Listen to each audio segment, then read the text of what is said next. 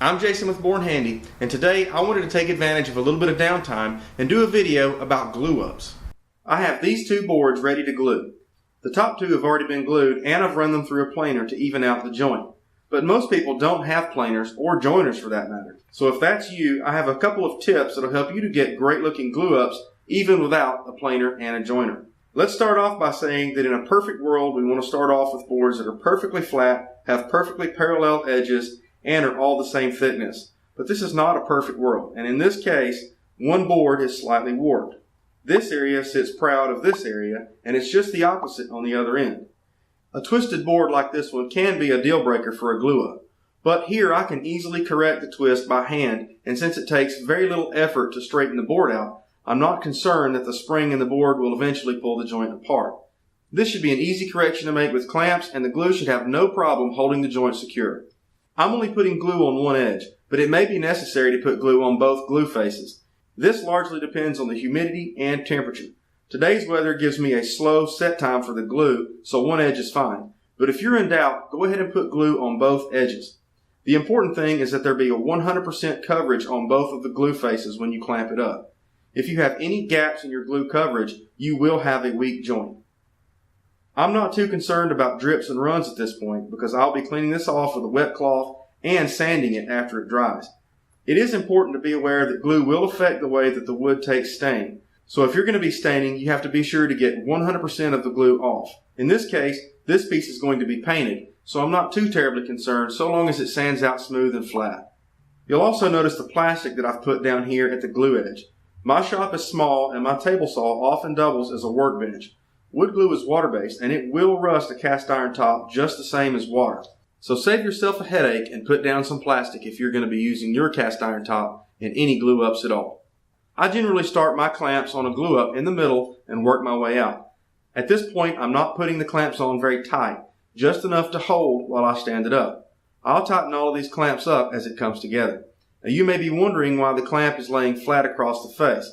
As a general rule, this should be avoided. The clamps don't have enough pressure on them to hold themselves up yet, so this is just temporary. Now that I'm ready to stand the workpiece, I'll check one more time for proper alignment. If I need to, I can move a clamp or I can readjust the boards. Once I'm satisfied, I'll tighten down the clamp and look for some squeeze out.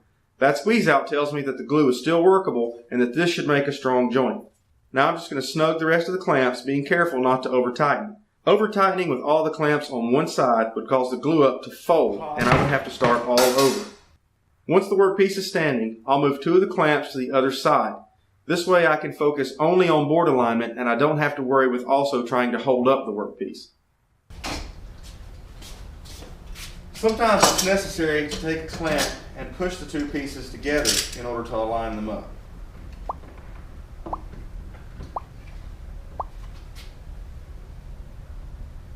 I can use this portion of the clamp as a lever to move up and down until I'm satisfied that the alignment is spot on.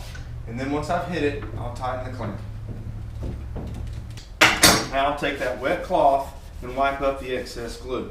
Depending on the time of year and the outdoor temperature, you may have a lot of time to do this and you may have very little. If it's very hot and dry outside, it's a good idea to have somebody here helping you on standby, because otherwise the glue may begin to set up before you can get all your clamps in place. I'm pretty satisfied with the result that we've gotten here. After this dries, I should be able to take these clamps off and start out with an 80 grit sandpaper and work my way up until this joint is completely indiscernible from this joint.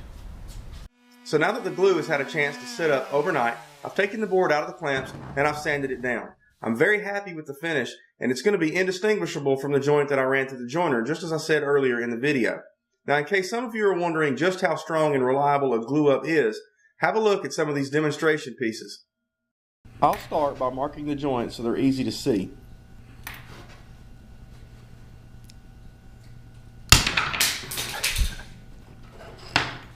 Notice the left joint is still intact, and it was the board itself that failed.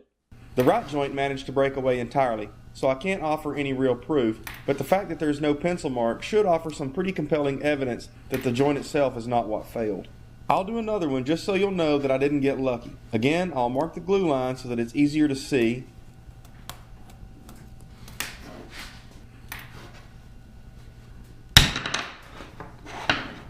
And just as before, the joints are intact. The wood itself failed somewhere other than the glue joint.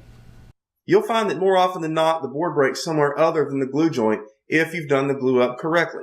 Long grain to long grain is an extremely strong glue joint, and so long as there are no big gaps in the glue, you'll find that it's almost as good as just one solid piece of wood. Now, I'm lucky enough that my table saw can make cuts straight enough to be used for a glue up right off of the rip fence. But if you find that it seems like no matter what you do, the boards that you cut seem to have a slight curve to them, you might try rearranging the boards to see if you can get the curves to match.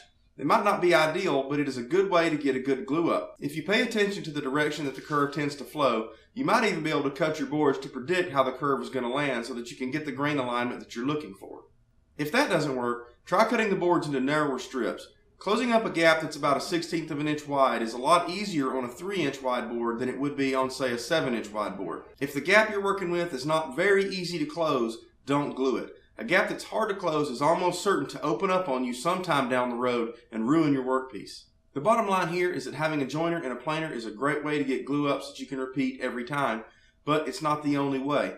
Even if you have a joiner and a planer, it's not likely that your planer can take a board that's wider than, say, 13 inches. I hope you've enjoyed the video, and until next time, I'm Jason with Born Handy.